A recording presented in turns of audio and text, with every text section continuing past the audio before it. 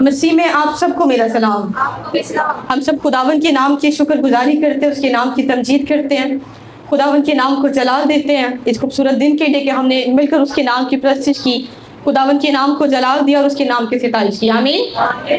تو شکر گزاریاں خداوند کو پسند ہے جو دل سے اس کی حضوری میں کی جاتی ہے، اور وہ اپنے لوگوں کی دعاؤں پر، ان کی پرستش پر، ان کے گائے جانے پر جو ہے وہ اپنے تخت کو لگاتا ہے، اور ہم ایمان رکھتے ہیں کہ جہاں کہیں بھی خداوند کا تخت ہے وہاں آزادی ہے۔ ہاللیلویہ۔ آج ہم کلام خدا میں سے انہی چیزوں کے متعلق سیکھیں گے کہ خداوند ہمارے لیے ہماری زندگی کے اندر کیا کچھ کرتا ہے، اور جو کچھ خداوند ہمارے لیے کرتا ہے اور ہمیں دیتا ہے ہم اس کے ساتھ کیا کرتے ہیں۔ کلام خدا ہمیشہ سے، ازل سے لے کر ابد تک، ہمارے مرنے تک اور ہمارے آنے والی نسلوں تک ہمیشہ وہی رہے گا جو مسیح کے آنے سے پہلے اور مسیح کے آنے پر اور مسیح کے آنے کے بعد ہے، کیونکہ کلام خدا زندگی بخشتا ہے اور یہ زندگی اس کے کلام میں مکمل پوری ہوتی ہے۔ آمین۔ خداوند کا کلام ہماری زندگی کے اندر برکتوں کا باعث بنتا ہے، اور ہمارے لیے ضروری ہے کہ ہم اپنی روزمرہ کی زندگی کے اندر خداوند کے کلام کو رکھیں تاکہ ہم اپنے راستوں کو جو ہے وہ اچھا کر سکیں، ان کو ہموار بنا سکیں، اور زندگی کے تمام مسائل کے اندر، مشکلوں کے اندر خداوند کا کلام ہماری ڈھال بنے۔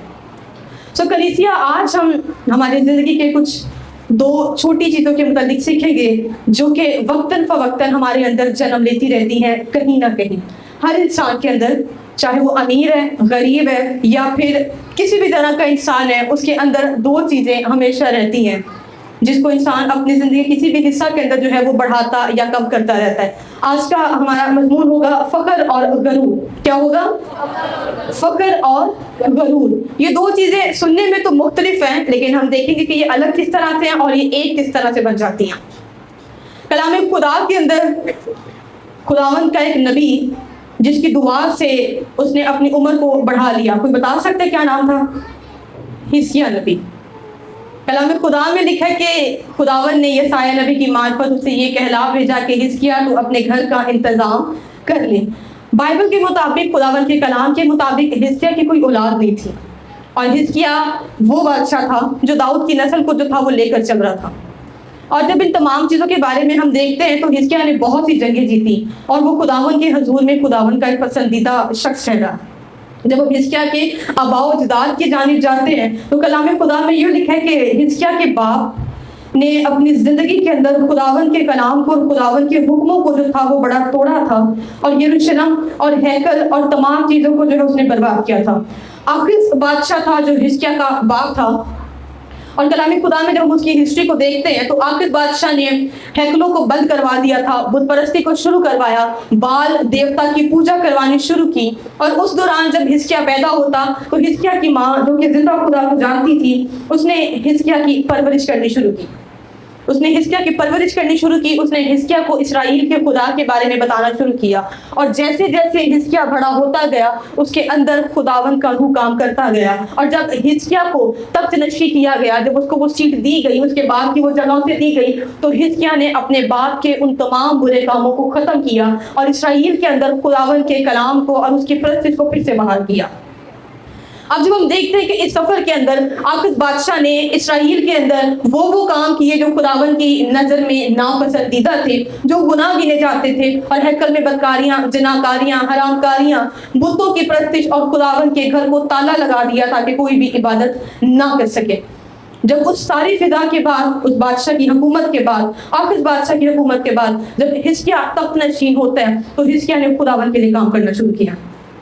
اور جب حزقیہ کی ماں اس کی نشو نما کرتی تو اس کو یہ بتاتی تھی کہ خداوند خدا یہوہ یری ہے جس نے ہمیں یہ شہر، یہ ملک ہمیں بحالی دی ہے، اور ہم کس طرح سے مصریوں کی غلامی سے نکلے اور آج ہم بادشاہوں کی زندگی گزار رہے ہیں۔ تو یہ تمام چیزیں حزقیہ کے اندر بتائی جا رہی تھیں، اور وہ تمام چیزیں جب اس کے اندر نشو نما ہو رہی تھیں، اور جب حزقیہ تخت نشین ہوا تو کلام خدا میں لکھا ہے کہ اس نے کیا کیا؟ سب سے پہلے اس نے ہیکل کو جو ہے وہ بحال کیا، اس نے ان تمام تالوں کو کھلوایا، اور حزقیہ روز جاتا تھا یروشلم کو دیکھنے کے لیے کہ کیا یہ سب کچھ اسی ترتیب کے ساتھ ہو رہا ہے جیسا کہ موسیٰ نبی کی معرفت خداوند نے ہم سے کلام کیا۔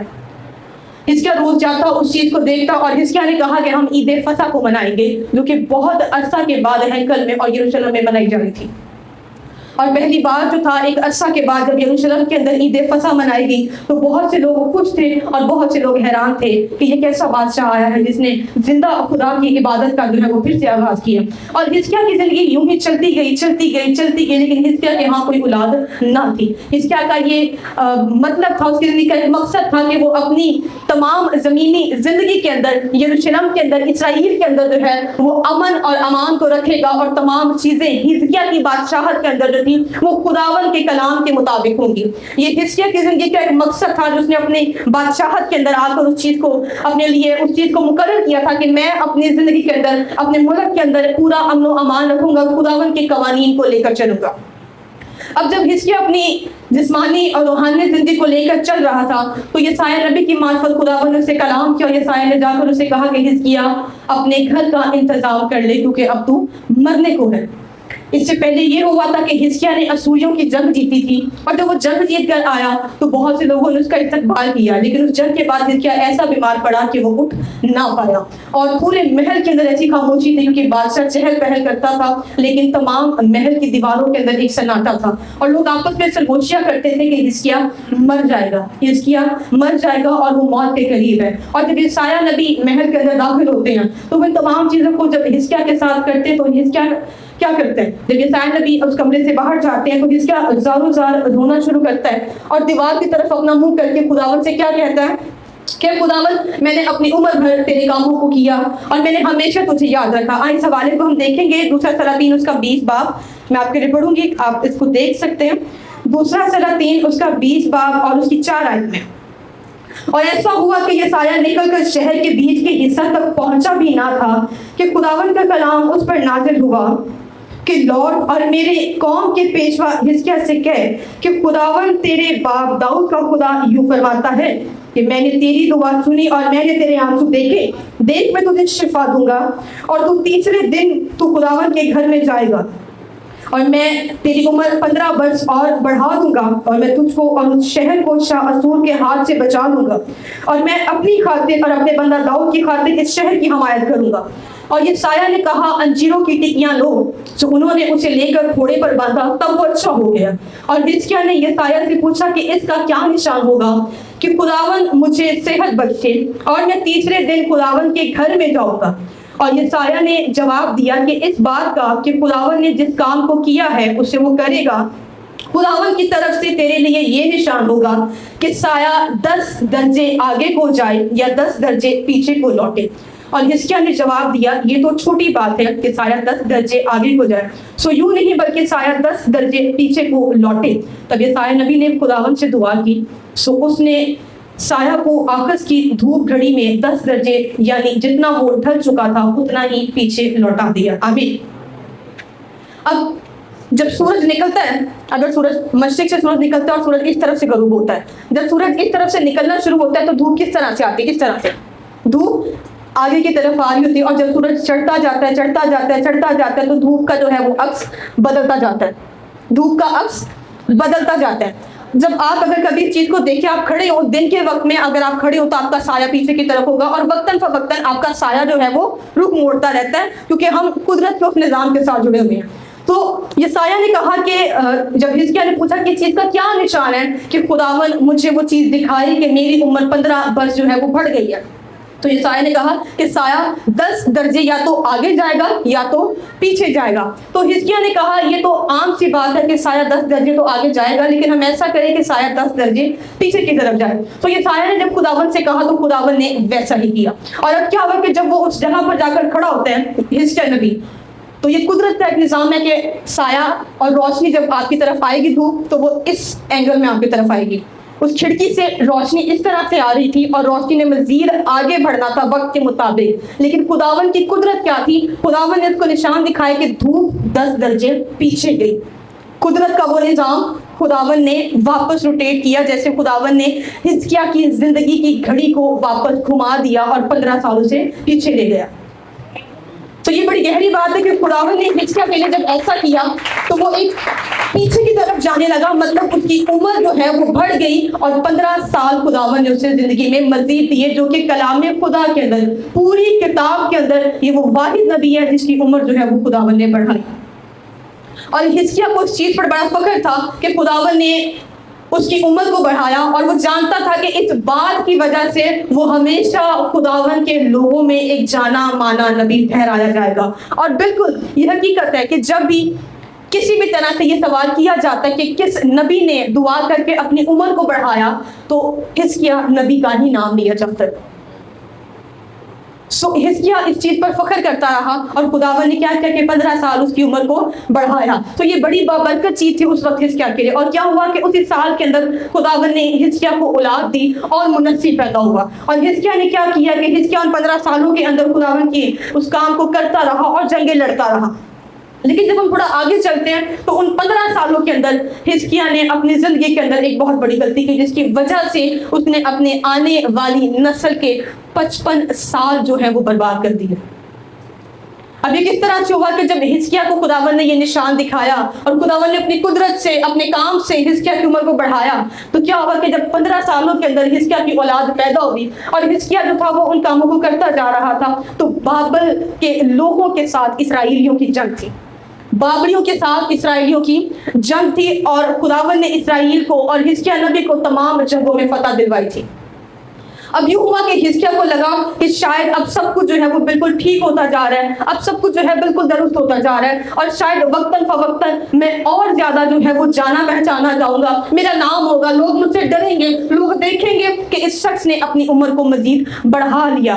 سوچنے سمجھنے کے لیے یہ بہت ہی حیران کن بات ہے کہ ایک شخص ڈیتھ بیڈ پر ہو اور اس کے دن مقرر ہے لیکن اس کی عمر بڑھ جائے۔ حزقیہ بھی ہماری طرح اسی سوچ میں تھا کہ میرے گھر میں ابھی میرے پاس اولاد نہیں ہے تو میرے بعد بادشاہ کون بنے گا، جبکہ خداوند نے ہر چیز کا انتظام کیا ہوا تھا۔ خداوند نے ہر چیز کا انتظام کیا ہوا تھا۔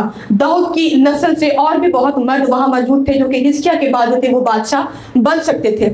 تو جب ان تمام چیزوں کے اندر ہم آتے ہیں تو ہم کیا سوچتے ہیں کہ 15 سال اس عمر کو جب بڑھایا گیا تو ہم سب ایک منصوبہ اپنی زندگی میں لیتے ہیں کہ اگر خداوند نے ہماری عمر 50 سال تک رکھی ہے تو ہم مزید خداوند سے 10 سال 20 سال 30 سال مانگے تاکہ ہم وہ سارے کام کر سکیں جو ہم پچھلے 50 سالوں میں نہیں کر سکے۔ تو جب خداوند نے حزقیہ کو 15 سال دیے تو حزقیہ نے ان 15 سالوں کے اندر خداوند کے ساتھ اس عہد کو تو باندھے رکھا جو اس نے کر رہا تھا، لیکن اس نے بابلیوں کو اپنے دشمنوں کے ساتھ اس نے کیا کیا کہ وہ ان کو محل میں بلایا، اور جب وہ اس کی بادشاہت اور اس کے محل کے اندر آئے تو حزقیہ کی سب سے بڑی غلطی کیا تھی؟ آپ سب پر ایک سوال ہوگا اور مجھ پر بھی کہ اگر خداوند ہمیں بتا دے کہ ہماری زندگی کی اتنی میعاد ہے 50 سال 40 سال یا 30 سال، تو ہم سب کتنے مزید جینے کی خواہش کر سکتے ہیں؟ اگر میری عمر کی میعاد 50 سال ہو تو میں خداوند سے کہوں گی کہ مجھے 70 سے 80 سال تک جینا ہے۔ آپ کتنا جینا پسند کریں گے؟ اپنی زندگی کے مزید کتنے سال لینا چاہیں گے؟ خداوند کتنا، یہ آپ کو ایسی بات نہیں میں نے کہا کہ میں 70 سے 80 سال جینا چاہتی، میں نہیں جانتی میری زندگی کتنی ہے، لیکن اگر مجھ سے پوچھا جائے تو شاید میں یہ خواہش رکھتی ہوں۔ تو آپ اپنی زندگی کی میعاد میں کتنا جینا چاہیں گے؟ اگر خداوند آپ سے کہے کہ آج اتنا وقت ہے تو مزید آپ کتنا جینا پسند کریں گے؟ ذکر آپ کتنا جینا پسند کریں گے؟ 3 گنا۔ آپ کتنا جینا پسند کریں گی؟ بالکل ٹھیک ہے۔ آپ کتنا جینا پسند کریں گی؟ آپ کتنا جینا پسند کریں گی بتا سکتے ہیں؟ آپ کتنا جینا، اگر آپ کی عمر 50 سال خداوند آپ کی میعاد مقرر کرتا ہے تو آپ مزید کتنا جینا چاہیں گی؟ زیادہ سے زیادہ جیئے۔ بالکل ٹھیک ہے۔ تو ہم سب یہ چاہتے ہیں کہ ہمارے مرنے تک جو ہے نا پیچھے سارا کچھ ٹھیک رہے، ایسے ہی ہے، یہی چاہتے ہیں نا کہ ہم جب تک اگر میں چاہوں کہ میری عمر 80 سال تک ہونا تو میں چاہوں گی کہ میں ایسے بنوں کہ مجھے اب پتا ہو گیا میں نے جنت میں جانا، میں نے سارا کام اپنا ٹھیک کیا، میرے سارے اعمال اچھے ہیں۔ یہ تسلی ہے نا انسان کے لیے اس کی زندگی کی۔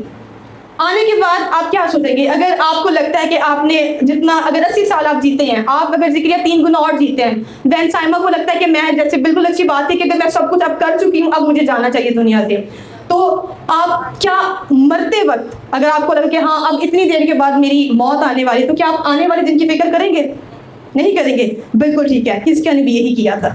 میں نے جب حزقیہ کی اس کہانی کو پڑھا تو میں نے سوچا کہ ہم شاید کبھی اس حصے تک گئے ہی نہیں کہ ہم نے دیکھا ہو کہ حزقیہ نے 15 سالوں کے اندر ایسی کیا غلطی کی کہ اس کے بعد منسی نے 55 سال جو ہے وہ اتنی بری اور ظلم کے ساتھ اس نے خداوند کے لوگوں پر بھی ظلم کیا۔ اس نے یسایہ نبی کو بھی مروا دیا جس نے اس کے بعد کی عمر کے لیے اس کو جا کر بتایا کہ خداوند نے تیری دعا سنی ہے۔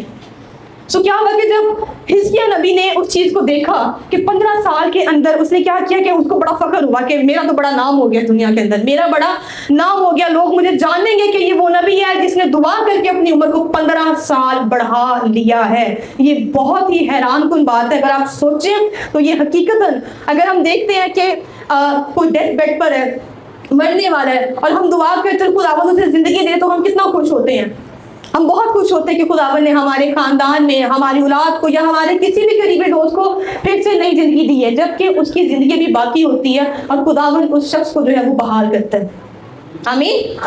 تو جب حزقیہ نے اپنی عمر کو بڑھا لیا تو پورے اسرائیل کے اندر ایک ہلچل تھی، پورے اسرائیل کے اندر ایک ہلچل تھی کہ خداوند حزقیہ سے پیار کرتا ہے، خداوند حزقیہ سے محبت کرتا ہے، اور حزقیہ اسی غرور اور فخر کے اندر آ کر بھول گیا۔ اب کیا کیا کہ اس نے بابلیوں کو بلایا اپنے محل میں اور اپنا ایک ایک راز اپنے دشمنوں کو بتا دیا۔ اس نے پورے محل کے ہتھیار، خزانہ، مسالے، کچن، اپنی تمام چیزیں جو اس کے اختیار میں تھی اور جو اس کی طاقت تھی، اس نے وہ سب کچھ بابلیوں کو دکھا دیا۔ اور یسایہ نبی دوبارہ حزقیہ کے پاس آتا ہے اور اسے کہتا ہے کہ تم نے بابلیوں کو کیا کیا دکھایا؟ تو حزقیہ نے کہا کہ میں نے اپنی تمام شان و شوکت جو تھی وہ میں نے بابلیوں کو دکھا دیا۔ آیت کو پڑھتے ہیں، دوسرا سرہ 3 اس کا 20 باب اور اس کی 15 آیت میں سے ہم دیکھیں گے۔ پھر اس نے پوچھا انہوں نے تیرے گھر میں کیا دیکھا؟ حزقیہ نے جواب دیا انہوں نے سب کچھ جو میرے گھر میں ہے دیکھا، میرے خزانوں میں کوئی ایسی چیز نہیں جو میں نے ان کو دکھائی نہ ہو۔ تب یسایہ نے حزقیہ سے کہا خداوند کا کلام سن لے، دیکھ وہ دن آتے ہیں کہ سب کچھ جو تیرے گھر میں ہے اور جو کچھ تیرے باپ دادا نے آج کے دن تک جمع کر کے رکھا ہے بابل کو لے جائیں گے۔ خداوند فرماتا ہے کچھ باقی نہ رہے گا، اور وہ تیرے بیٹوں میں سے جو تجھ سے پیدا ہوں گے جن کا باپ تو ہی ہوگا لے جائیں گے، اور وہ شاہ بابل کے محل میں خدا سرا ہوں گے۔ حزقیہ نے یسایہ سے کہا خداوند کا کلام جو تو نے کہا ہے بھلا ہے، اور اس نے یہ بھی کہا بھلا ہی ہوگا اگر میرے ایام میں امن و امان رہے۔ آمین۔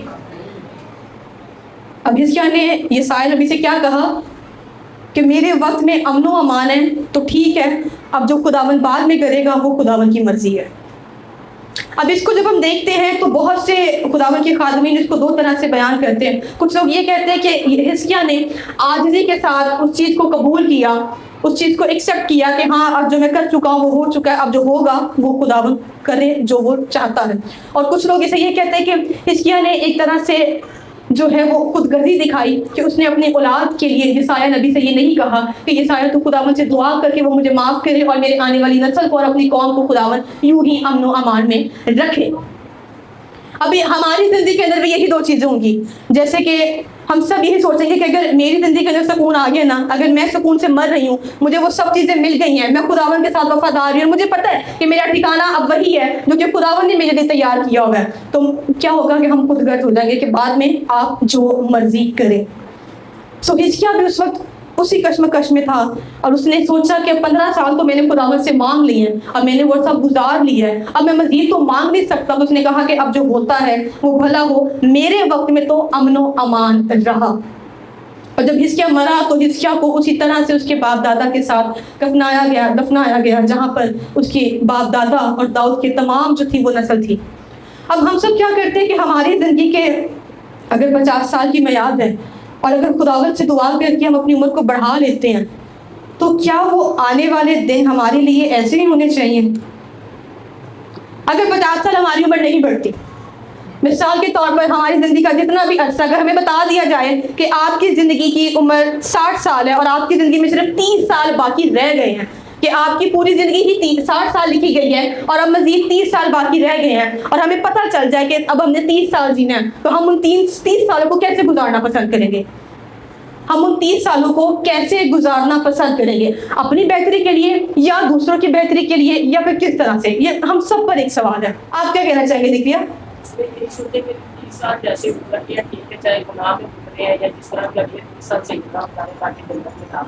بالکل ٹھیک ہے کہ اگلے 30 سال ہم ایسے گزارے کہ جنت میں ہم داخل ہو جائیں۔ علیشہ اگر آپ کو لگے کہ آپ کی عمر 50 سال ہے تو اگلے سال آپ کس طرح سے جینا چاہو گے؟ آخرت کی بہتری کے لیے۔ بالکل ٹھیک ہے۔ ہم لوگ یہ چاہتے ہیں کہ ہم خداوند کو کیا کریں؟ اپنی زندگی دے کے۔ حزقیہ نے بھی یہی کیا تھا۔ کیا کیا کہ صرف اپنے بارے میں سوچا کہ میں خداوند کے ساتھ کیا رہوں, میں خداوند کے ساتھ مخلص رہوں. اس نے آنے والوں کا نہیں سوچا کہ کیا میری اس غلطی کی وجہ سے کہ صرف میں خود غرض ہو جاؤں, کہ کیا میں آنے والوں کے لیے مصیبت تو نہیں بچ جاؤں گا.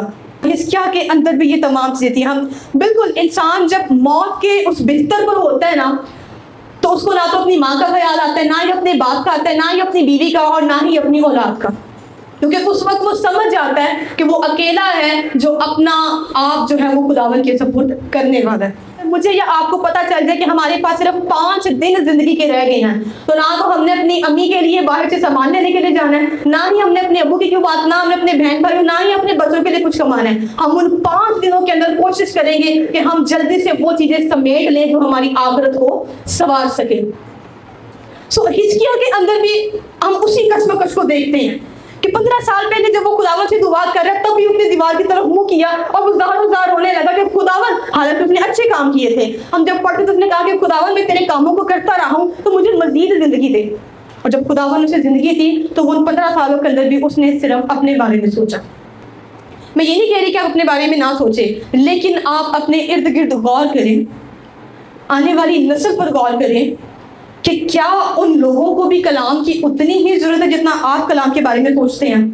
لیکن حزقیہ نے ایسا نہیں کیا. حزقیہ نے 15 سالوں کے اندر جب منسی پیدا ہوا تو منسی بہت ہی چھوٹا تھا جب اسے بادشاہ بنا دیا گیا تھا, اور منسی نے لاپرواہی کے اندر آ کر, کیونکہ خداوند کا وہ قہر خداوند پہلے ہی یسایا نبی کی معرفت حزقیہ کو بتا چکا تھا, تو جب وہ سب چیزیں دوبارہ منسی کے اوپر آئے تو منسی نے وہ سارے کام کیے جو اس کے دادا آخر بادشاہ نے کیے تھے. منسی نے اس سے بھی بڑھ کر جو ہے وہ ظلم کیے, اس نے نبیوں کو قتل کروایا, اور اس نے خداوند کے کلام اور خداوند کی ہیکل کے اندر اس نے زناکاریوں اور بدکاریوں کو جو ہے وہ شروع کروایا. لیکن جب اس نے توبہ کی تو وہ واپس مڑا اور خداوند نے اس کو بحال کیا. لیکن یہ سب کس لیے ہوا؟ کیونکہ حزقیہ بادشاہ نے اپنی زندگی کو بہتر بنانے کے لیے آنے والوں کے لیے کچھ بھی نہیں چھوڑا. جب آپ اپنا راز اپنے دشمنوں کو دے دیتے ہیں نا, تو آپ اپنوں کے لیے جو ہے وہ مصیبت کھڑی کر دیتے ہیں. تو حزقیہ نے بھی یہی غلطی کی. اس نے اپنے محل کے تمام راز, جو کچھ خداوند نے اس کو فتح دی تھی, جو فتح کے نشان تھے, جو فتح کی جیت تھی جس میں خداوند اس کے ساتھ کھڑا ہوا تھا, جب اس نے خداوند کا راز دوسروں پر کھولا تو کیا ہوگا کہ خداوند نے کہا کہ اب تیرے لیے کیا ہوگا کہ ان سالوں کے بعد میں اسرائیل کو تباہ و برباد کروں گا. تو حزقیہ نے ان 15 سالوں کو جو خداوند سے اس نے پایا تھا, اس نے سوچا کہ میں تو کوئی بڑا ہی کوئی مہان انسان ہوں جس نے خداوند سے 15 سال بھی لیے اور جنگیں بھی جیتی ہیں. اور اس نے کیا کیا؟ اس نے بابریوں کو اپنی طاقت دکھائی کہ یہ دیکھو کہ میں نے بہت سے ملکوں کو جیتا ہے, اور یہ شان و شوکت, یہ جائیداد, یہ سب کچھ میرے پاس ہے, کیونکہ خداوند میرے ساتھ ہے. اس نے اس چیز کو شو نہیں کرایا, اس نے کرایا کہ یہ میری طاقت ہے اور میں نے اسے اپنی طاقت سے جیتا ہے. جب ہم خداوند کی دی ہوئی برکتوں کو اپنا اثاثہ سمجھتے ہیں, جب ہم خداوند کی دی ہوئی نعمتوں کو یہ سمجھتے ہیں کہ یہ ہم نے خود سے کیا ہے, تو اس وقت بربادی آپ کے گھر پر کھڑی ہوتی ہے. خداوند کا کلام کام کرتا ہے, اور جب اس نے ظاہر کرنا ہوتا ہے تو لوگ خود دیکھ لیتے ہیں, آپ کو بتانے کی ضرورت نہیں پڑتی. آمین. متی رسول کی طرح بنے.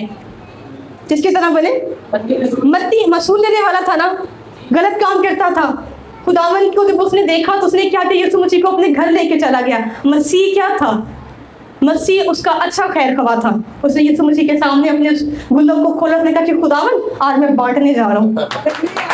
جب آپ خداوند کے لوگوں کے اندر ہو کر اپنی برکتوں کو شیئر کرتے ہیں نا, تو خداوند آپ کے لیے کام کرتا ہے.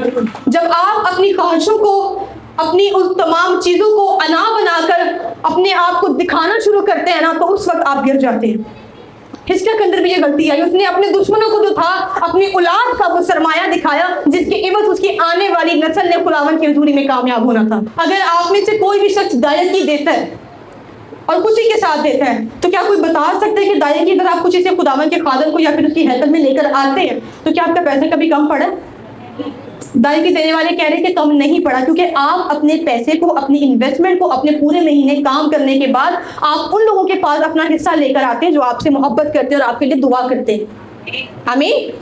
اگر آپ وہی پیسہ غلط جگہ پر لے کر جائیں تو آپ کا پیسہ کیا ہوتا ہے کہ وہ ختم ہونا شروع ہو جائے گا. غلط جگہ پر غلط لوگوں میں بیٹھ کر ان چیزوں کو بیان کرنا اور ان چیزوں کے بارے میں کلام کرنا آپ کو جو ہے وہ ٹھوکر کا باعث بنتا ہے. یسوع مسیح کے الفاظ تھے کہ اچھے موتی سوروں کے آگے نہ ڈالو. تو ہم کیا کرتے ہیں؟ ہم اچھی چیزیں لے کر جگہ جگہ جاتے ہیں, یہ دیکھو یہ دیکھو یہ دیکھو یہ دیکھو. لوگ آپ کی اچھی چیزیں سے کیڑے بھی نکالتے ہیں, آپ کو برا بھی کہہ دیتے ہیں, اور پھر کیا ہوتا ہے کہ وہ کام وہیں پر رک جاتا ہے. खुदावन जब आपको एक बरकत दे देता है तो आपका काम है कि आपने उस तोड़े को बढ़ाना है, आपने बिजनेस करना है, आपने उस बरकत को जो है वो मजीद खुदावन के लिए इस्तेमाल करना है, और खुदावन आपकी खिदमत को खुद जाहिर करेगा। आपको जरूरत नहीं पड़ेगी जगह पर जाकर बताने की कि मैं ये कर सकता हूँ, मेरे से ये काम लो। यीशु मसीह ने 3.5 साल जमीन पर मुनादी की, 3.5 साल जमीन पर मुनादी की। आज कौन सा ऐसा मुल्क है या कौन सा ऐसा कोना जहां पर लोग मसीहत को नहीं जानते?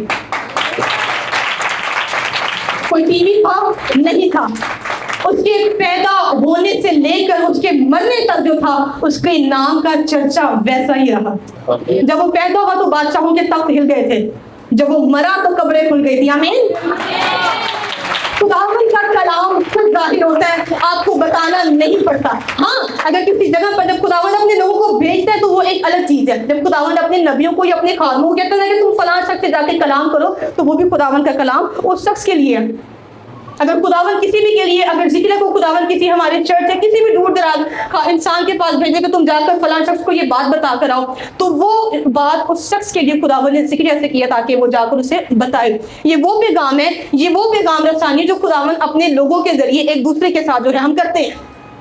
लेकिन अगर खुदावन ने आपको एक बरकत दे दी है तो उसको बढ़ाने का मतलब यह है कि पहले आप उस बरकत को संभालना सीखें, आप उस बरकत को संभालना सीखें। अगर यहाँ पर कुछ लोग बैठे हैं जिन्होंने तौबा करनी है, जो बपतिस्मा लेना चाहते हैं, तो मैं आप लोगों से भी यही बात कहना चाहूंगी कि आप दिल से तौबा करें। इसका ये हरगिज़ मतलब नहीं होगा कि तौबा करने के बाद आप कोई गुनाह नहीं करेंगे, लेकिन अपने दिल को ये बात समझा लें कि अगर आपने तौबा कर ली है तो आपका बदन, आपका रूह अब खुदावन की हजूरी में सौंप दिया गया है।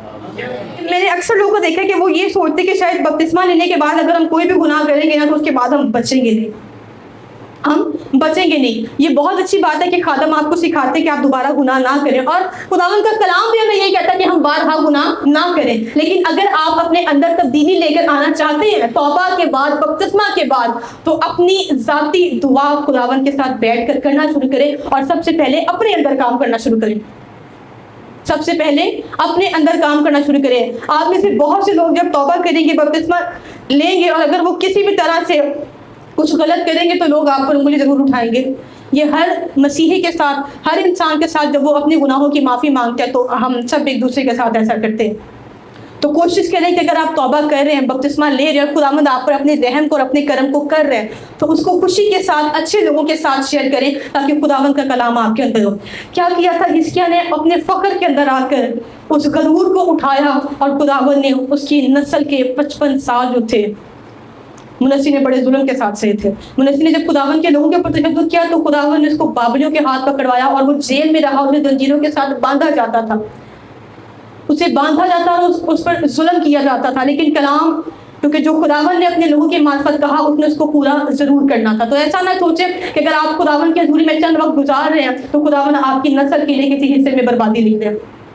खुदावंद का कलाम हमें बारहा क्या सिखाता है? जब दुआ की जाती तो दाऊद और पुराने लोग जब दुआ करते तो क्या कहते हैं कि हमारे बाप दादा की सजा हमें ना देना खुदावंद, क्योंकि वो जानते हैं कि हमारी नस्लों ने पीछे गुनाह किए हैं और हम अपने आने वाली जो नस्ल है और जो हम हैं, हम पर खुदावंद उस अजाब को ना डालें। और ऐसा होता है, ऐसा होता है जब हम इन तमाम चीज़ों के मुतालिक सीखते हैं। तो एक और मिसाल मैं आपके साथ शेयर करूंगी। गरूर और फकर हमारे अंदर, हिजकिय्याह के अंदर भी था। जब कलाम खुदा के अंदर हम देखते हैं लूका रसूल उसका 18 बाब और उसकी 9 आयत में लिखा हुआ है कि 2 लोग जो थे वो हैकल के अंदर जाते हैं दुआ करने के लिए, एक मसूल लेने वाला और दूसरा जो एक अमीर था। दोनों दुआ कर रहे हैं, लेकिन जो अमीर शख्स था वो हैकल में खड़ा होकर कहता है कि खुदावंद मैं तेरा शुक्र करता हूँ कि मैं दायकी देता हूँ, मैं रोज़ा रखता हूँ खुदावंद, और मैं इस मसूल लेने वाले की मानित नहीं हूँ। वो उस पर तंज करता है, वो उस पर तंज करता है कि मैं इस मसूल लेने वाले की मानित नहीं हूँ। उसको फ़ख्र है इस चीज़ पे कि मैं रोज़ा रखता हूँ, मैं दुआ करता हूँ, मैं दायकी देता हूँ, मैं खुदावंद के हजूर में हदी चढ़ाता हूँ, और मैं इस मसूल लेने वाले की मानित गुनाह नहीं करता। हम कभी कभी क्या करते हैं, हम बड़ा फ़ख्र करते हैं कि हम तो चर्च जाते हैं, हम तो चर्च जाते हैं, हम तो इस किताब को जानते हैं, हम तो यीशु मसीह से वाकिफ़ है। लेकिन क्या मसीह आपके अंदर है? क्या आपने किसी अच्छे खादम के मुंह से कभी सुना हो कि उस खादम ने इस चीज़ पे बड़ा फ़ख्र किया हो कि मैं तो गुनाहगार नहीं, मैं फलाने के जैसा नहीं हूँ? सुना हो कभी? जो इंसान गुनाह से निकल कर मसीह को सच्ची तौर पर कबूल करता है ना, वो जानता है कि गुनाह में ज़िंदगी कैसी होती है, और किसी पर तंज नहीं करता।